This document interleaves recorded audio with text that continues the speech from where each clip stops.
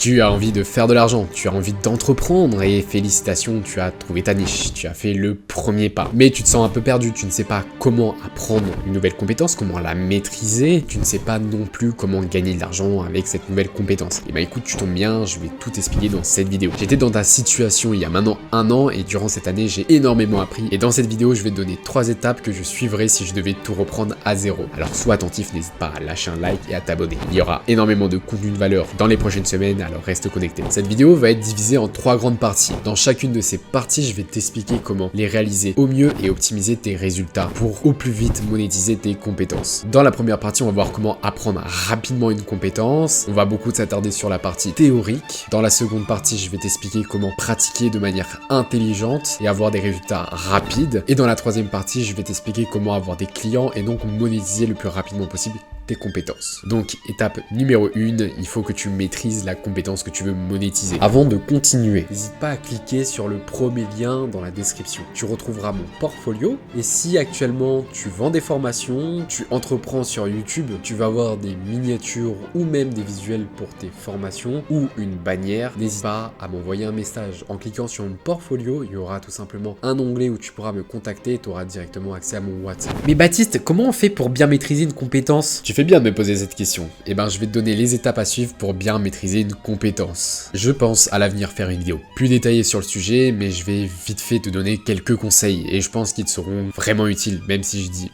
vite fait, il y aura énormément de valeur, alors sois attentif. Conseil numéro 1, regarde toutes les vidéos YouTube sur ton sujet. Imaginons que tu vas prendre le montage vidéo. Bah, tu vas tout simplement regarder toutes les vidéos sur le montage vidéo. Toutes les vidéos possibles, que ce soit sur le YouTube français, mais également sur le YouTube anglais. Pourquoi ? Parce qu'il y a énormément de compétences telles que le motion design qui est vraiment abordé dans le YouTube anglais que dans le YouTube français. Voilà, c'est une petite pépite que je te donne car moi-même j'étais un ancien monteur vidéo. Et deuxième étape pour rapidement apprendre, il faut tout simplement que tu lises des livres. Pourquoi ? Parce que c'est dans les livres qu'il y a tout le savoir. Je m'explique. Bien évidemment, en montage vidéo, il n'y aura pas de livre sur le montage vidéo. En tout cas, j'en ai pas entendu parler, mais j'y viendrai par la suite. Imaginons que tu veux entreprendre le copywriting dans l'art de vendre un produit. Et ben, c'est vraiment pertinent d'utiliser ton pass culture et l'argent que tu as à disposition tout simplement pour investir dans un livre pour t'apprendre l'art de vendre. Et je pense que la lecture dans un certain business, c'est vraiment la clé pour apprendre des compétences. Le troisième conseil pour apprendre une compétence rapidement, c'est investir dans une formation. Et je ferai une vidéo sur comment bien investir et investir intelligemment en soi. Là, je vais vraiment aborder la face immergée de l'iceberg. Voilà, je vais te donner les étapes à suivre pour monétiser ta compétence rapidement, mais j'aborderai plus en détail chacun des points dans différentes vidéos. Là, je te donne vraiment la marge globale à suivre et tu devrais vraiment prendre note. Donc, je disais qu'il faut que tu investisses dans une formation payante. Pourquoi ? Parce que acheter une formation payante, avoir accès aux informations dans une formation payante, c'est vraiment pépite, c'est un trésor. Déjà, il faut que tu te mettes en tête que toutes les informations disponibles dans une formation payante, c'est banger. C'est vraiment une valeur incroyable comparé à ce que tu pourras retrouver sur YouTube ou même comparé à ce que tu pourras retrouver dans des livres. Si je devais donner un ordre de priorité, c'est les vidéos YouTube, ça va t'apprendre des compétences, mais pas exceptionnellement. Étape 2, lis des livres et étape 3, achète des formations. Pour certains domaines comme le montage vidéo, le media making, tu pourras tout simplement pas lire des livres. Donc, investis directement dans une formation si tu as les moyens. Et moi, il y a 1 an, si j'avais su tout ce que je sais actuellement, j'aurais investi tout mon capital dans des formations en ligne sur le media making. Ça m'aurait vraiment beaucoup avancé et actuellement, je serais pas forcément là où je suis aujourd'hui. J'aurais sûrement beaucoup plus de compétences, beaucoup plus d'argent et j'aurais un mindset différent. Et c'est comme ça dans tous les autres domaines de ta vie. Par exemple, si tu veux entreprendre dans YouTube, je te conseille d'aller investir dans la formation de l'ONLV et dans son serveur Discord privé. Je pense que ça va t'apprendre et t'apporter beaucoup plus que la valeur en soi qui est l'argent que ça va te coûter. Bien évidemment, n'investis pas dans n'importe quoi. N'investis pas dans des projets NFT bidons ou dans de la crypto ou dans du trading quand tu ne sais pas à qui tu achètes la formation. C'est pour ça qu'il faut respecter le point numéro 1 avant de passer au point suivant. Regarde toutes les vidéos YouTube, vois quel créateur donne et divulgue les informations les plus pertinentes et achète une formation auprès de lui. N'hésite pas à investir tout ton capital là-dedans parce qu'en plus de t'apporter énormément de valeur, ça va te donner une certaine pression étant donné que tu n'as plus d'argent pour réussir. Mais il faut vraiment que tu sois sûr de ta niche. Par exemple, si dans ta niche tu ne trouves aucune vidéo YouTube sur le sujet, aucun livre sur le sujet et aucune formation et quelques petites formation payante sur le sujet, voire peut-être aucune, et ben n'investis pas dans cette niche-là. Arrête de perdre ton temps et va dans notre niche. Faut que tu comprennes que la concurrence est liée à la demande. S'il y a beaucoup de concurrence, il y a énormément de demandes. Mais si tu vois qu'il y a aucune concurrence, c'est qu'il y a sûrement pas de demande. Et de toi à moi, c'est pas toi qui va inventer la roue. C'est pas toi qui va entreprendre une nouvelle chose dans ta ville. Si cette chose-là a un potentiel, quelqu'un d'autre l'aurait déjà fait avant. Et si ça n'a tout simplement pas de potentiel, ben personne ne l'a fait et toi non plus tu devrais pas le faire. Ça va être sûrement une perte d'argent et de temps énorme. Point numéro 2, pratique de manière intelligente. Mais Baptiste, comment on fait pour pratiquer de manière intelligente? Bonne question. Alors je vais t'expliquer je vais donner quelques points pour pratiquer de la manière la plus intelligente possible et avoir des résultats le plus rapidement possible. Déjà, pourquoi c'est important de bien pratiquer et de beaucoup pratiquer. Alors il faut savoir que c'est intéressant d'avoir la théorie, mais c'est encore plus intéressant d'avoir de la pratique. Avoir un équilibre des deux va vraiment t'apporter et améliorer tes compétences de manière assez significative. Conseil numéro 1, dans la pratique, même si c'est difficile, et va chercher la difficulté dans ta pratique. Qu'est-ce que je veux dire par là? Je veux dire que tu dois te confronter à plein de situations différentes. Imaginons que tu es copywriter.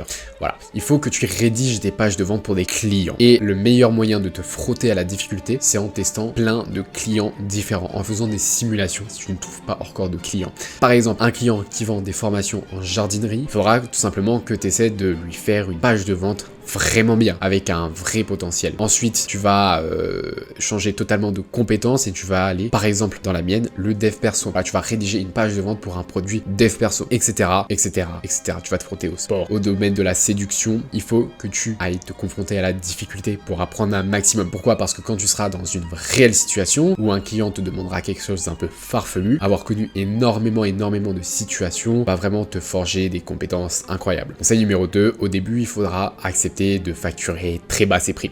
Pourquoi? Je précise bien au début, n'aie pas peur de facturer bas. Car en plus voilà d'apporter du contenu dans ton portfolio, ils vont t'aider à acquérir de nouvelles compétences. Voilà, ils feront des demandes farfelues et toi, il faudra que tu répondes à cette demande. Tu vas énormément prendre, donc en plus de gagner un peu d'argent, tu vas également apprendre et tu vas tout simplement également te forger un portfolio solide pour ensuite acquérir de réels clients. Et on enchaîne directement avec la partie 3, trouver des vrais clients. Pas des clients qui facturent bas, mais des clients 20-80 comme on appelle ça dans le milieu. Qu'est-ce que c'est que des clients 20-80? C'est des clients 20% chiants et qui vont absolument bien te payer 20% d'efforts et 80% de résultats. Pour trouver ces clients-là, il faut déjà avoir beaucoup de compétences et surtout des très bonnes compétences. Pourquoi? Parce qu'un client 20-80, il a le choix. Il a le choix entre les meilleurs et les moins bons. Et lui, souvent, ça ne le dérangera pas vraiment de payer cher. Pourquoi? Parce qu'il a envie de faire évoluer son business. Pourquoi? Parce qu'il gagne sûrement beaucoup d'argent avec son business. Il existe plein de catégories dans ce monde-là. Imaginons que tu es copywriter, n'hésite pas à aller vers des personnes qui vendent des formations et qui ont un minimum d'audience. Voilà. Imaginons que tu es monteur vidéo, n'hésite pas à aller soit vers des youtubeurs qui font de l'e-commerce. Pourquoi? Parce que souvent les youtubeurs qui font de l'e-commerce vendent des formations. Et donc en plus de monter leurs vidéos, en plus du fait qu'ils payent sûrement bien parce qu'ils vendent des formations sur le e-commerce et les formations sur le e-commerce ça marche très bien, et ben tu vas sûrement également monter les vidéos de leurs formations. Cible bien quel type de client tu veux acquérir. Pourquoi? Parce que c'est très important. Certains clients vont t'apporter beaucoup plus que d'autres. Également, tiens-toi au courant sur l'évolution du marché dans lequel tu te situes. Pourquoi? Parce que à l'heure actuelle, il y a une expansion de métiers dans le e-learning. Il y a une expansion de métiers comme media maker, monteur vidéo, copywriter, setter, closer et j'en passe. Également formateur. Et il faut vraiment que tu gardes les pieds sur terre et que tu te renseignes continuellement sur le marché actuel. Il faut vraiment que tu étudies le marché pour pouvoir prospecter des clients intéressés et intéressants et également pour prendre de l'avance sur tes autres concurrents qui ne font pas forcément gaffe à l'état du marché. Et dernier conseil pour trouver son premier vrai client, fais attention à ton message de prospection. Il faut que tu dises que chacune des personnes que tu vas prospecter, il y a sûrement une personne qui l'a prospecté avant toi. Pourquoi il va te choisir toi au lieu de quelqu'un d'autre? Peut-être même que la personne que tu vas prospecter a déjà quelqu'un qui fait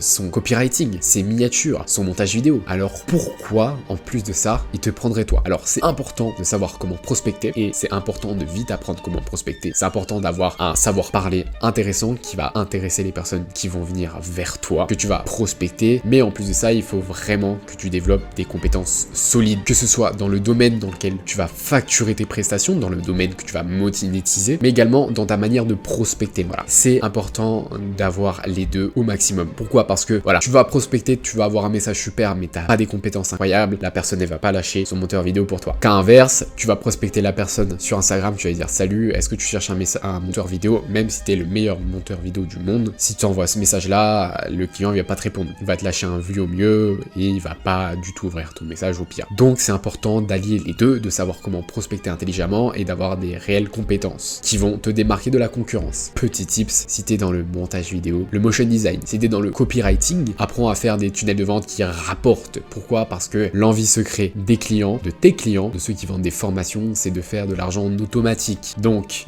s'ils te payent une fois, tu fais leur page de capture, tu fais leurs emails de capture et en plus tu fais leur tunnel de vente, déjà ça va te rapporter un petit pactole.